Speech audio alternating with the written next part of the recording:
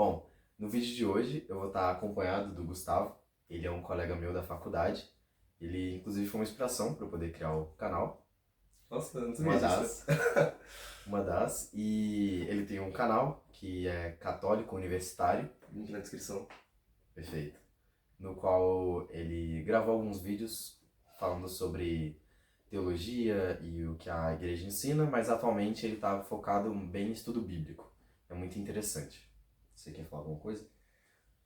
Resumiu muito bem. Agora eu tô na jornada de querer comentar a Bíblia inteira e vai demorar alguns bons meses, talvez anos, mas enfim. Quem tiver algum interesse nessa área, segue lá. Perfeito. Tá. Agora, começando com o conteúdo. No vídeo de hoje a gente vai falar sobre São José. Quem ele é, o que ele fez e como ele nos ajuda. Muito bom. Por onde a gente começa? Acho que pela genealogia é uma boa, pra gente saber de onde ele veio, quem são os antepassados dele, a sua ascendência. Bem, acho que não precisa ficar aqui procurando na Bíblia toda a genealogia, porque se a gente fosse ler a genealogia inteira de José, desde Abraão até Jesus, a gente ia ficar uns 10 minutos de vídeo só lendo o nome. Mas, resumindo, a genealogia começa lá atrás com Abraão. Claro, tem as figuras anteriores a Abraão, mas Abraão é a primeira figura histórica da genealogia. Que a gente tem relatos históricos de onde é que ele viveu, de quem ele foi. E de Abraão a gente tem o filho dele, Isaac, que tem os filhos dele são Esaú e Jacó, Jacó que deu origem ao povo de Israel, das 12 tribos. E aí da tribo de Judá, que era um dos filhos de Jacó, vem então a descendência que chega até Davi, que foi um dos reis de Israel. E aí, de Davi, segue essa descendência da tribo de Judá até chegar em José. Perfeito. Falar um pouco mais de quando ele estava na fase de jovem adulto. Bom, a gente tem poucas citações dele na Bíblia, isso é uma característica muito interessante, do quanto às vezes ele tem uma pouca visibilidade, assim, entre aspas. Tanto que durante vários séculos da história da igreja, não existia uma teologia muito bem conhecida sobre São José. Então, são poucas as vezes que ele é citado e ele não fala nenhuma vez, né? Nenhuma vez na Bíblia aparece ele falando. Bom, ele casou com Maria, estava prometido a Maria, e antes de ele se casar com ela, ele descobriu que ela estava grávida. José, seu esposo prometido, sendo justo e não querendo expô-la, cogitou em despedi-la secretamente. Enquanto assim ponderava, apareceu-lhe em sonho um anjo do Senhor que lhe disse: José, filho de Davi, não temas receber Maria, tua mulher, pois o que nela foi gerado vem do Espírito Santo. Ela dará à luz um filho, e tu lhe porás o nome de Jesus, pois ele salvará o seu povo dos seus pecados. Perfeito. Então, nessa passagem, a gente vê que José estava com receio de continuar, de coabitar com Maria, e ele estava pensando em abandoná-la, só que durante o seu sonho, o anjo veio e avisou para ele que essa era a missão dele. Ele foi predestinado para isso, para ser o pai adotivo de Jesus, criá-lo, cuidá-lo, protegê-lo. É muito interessante que dessa passagem específica vem a devoção de São José dormindo. E qual que é a questão?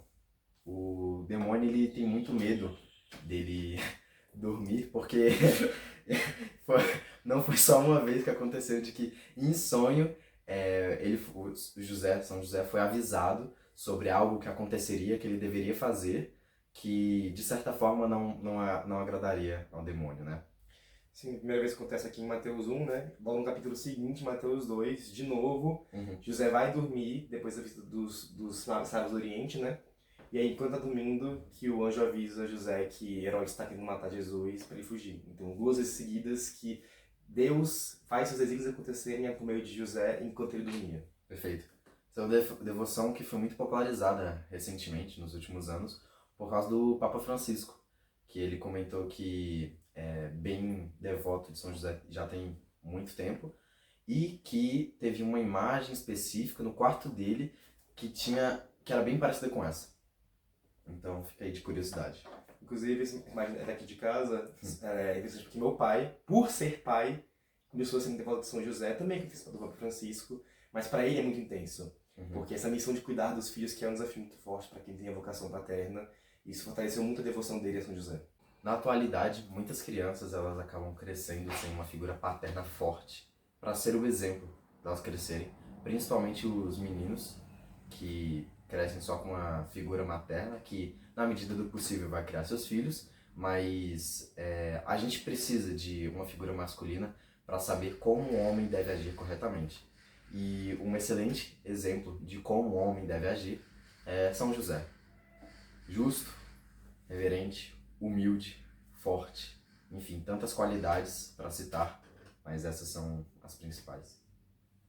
Bem, vamos seguir então, que a vida de São José, infelizmente, não é muito documentada na Bíblia, mas isso também é parte da importância dele como uma figura que está lhe cuidando, está lhe protegendo, mas com uma profunda humildade, que nem Maria, de não saber que não existe a figura principal, e sim o filho deles, né? Perfeito, exatamente. Depois que Jesus nasceu em Belém, São José teve outro sonho, no qual o anjo avisou que Herodes estava tentando matar o próximo rei dos judeus, que seria Jesus. Então ele, no meio da noite, acordou, imagina, 3 horas da manhã, você tem que acordar sua mulher, seu filho, e fugir da cidade às pressas para salvar a vida do Salvador. É muito interessante que um dos títulos dele é Salvador do Salvador. Eu gosto muito desse. Imagina você conseguir, você poder salvar a vida da pessoa que vai salvar todos, vai redimir todos. Isso é de uma profundidade que eu sempre fico emocionado. Legal, eu não conheci esse título. É muito massa. Sobre a questão da idade de São José, por vezes, nas imagens, ele é representado como um idoso, alguém que já tem uma idade muito avançada. Só que não é dogma, só que se a gente pensar um pouquinho, será se faz sentido alguém com 60 anos acordar no meio da madrugada, andar centenas de quilômetros para outra cidade? Ele era judeu e, como uma das obrigações, ele tinha que ir três vezes ao ano à Terra Prometida. Então, faz sentido alguém 3 vezes ao ano percorrer mais de 100 quilômetros? Na ida, você pode pensar que sim, só que é mais plausível você pensar que ele era jovem, uma pessoa de lá, os 30 anos no máximo, para ele conseguir realmente fazer todo esse percurso, que na época não é parecido como hoje. Era muito mais difícil você percorrer essa distância porque não tinham caminhos bem estabelecidos, assim, não tinham estradas bem construídas, era perigoso, podia a qualquer momento aparecer um ladrão e ele que ia ter que proteger a família dele. Então é plausível a gente pensar que ele não era uma pessoa de idade tão avançada. Então, José ficando mais velho, e José como essa figura paterna não poderia deixar de dar a educação judaica para o seu filho. Então, todas as obrigações que os judeus tinham para os seus filhos, ele cumpriu. Jesus, por ser primogênito, ele era consagrado a Yahvé. Então, com 8 dias, ele é apresentado no templo e recebe a circuncisão, conforme havia sido prometido a Abraão lá atrás. Então, assim, costumes muito antigos da história do povo judeu. E, numa dessas visitas, que o Rafael já falou, que eles faziam a Jerusalém regularmente, ocorre o episódio da perda e reencontro, que eu gosto muito porque isso é a primeira prefiguração na história de Jesus da paixão. Então, a perda e o reencontro de Jesus em Jerusalém, que nessa aqui vai morrer, e ele fica 3 dias sem ninguém ver ele, sem os pais verem ele. E curiosamente, e assim como a gente fala muito que isso prefigura as dores que Maria vai sofrer ao ver Jesus morrer, é interessante porque José já não estava mais presente na vida de Jesus nessa época, né? Ele some dessa Jesus, a gente não sabe exatamente quando ele morreu, mas ele não estava presente na paixão. E a gente não pensa como José, nesse momento, está tendo o sofrimento que ele não vai ver pessoalmente na paixão, mas ele sente essa perda.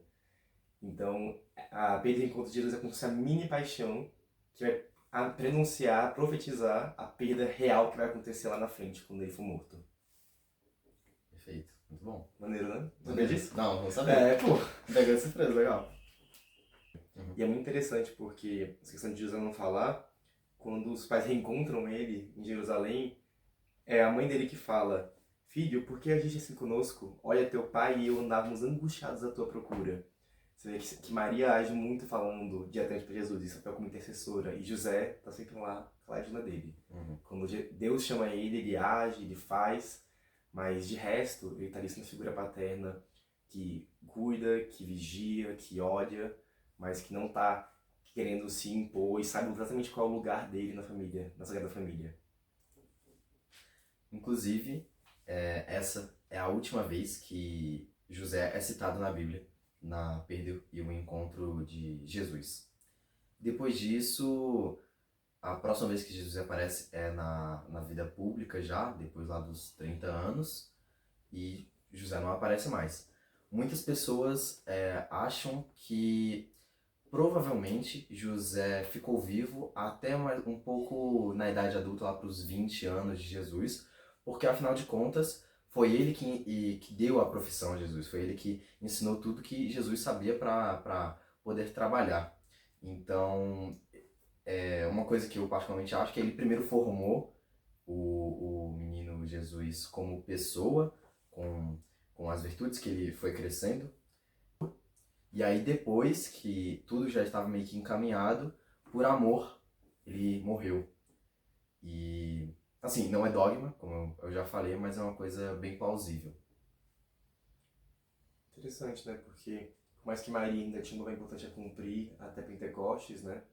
E ela tinha que estar lá junto do filho na hora da morte dele, Uhum. José cumpre sua missão. Então, ele não aparece na Bíblia por isso. E assim, a gente realmente imagina o que aconteceu na vida dele, mas que ele morrendo depois de, nossa, só criar o Messias, cara, que missão de vida que o cara cumpriu, né? Que missão.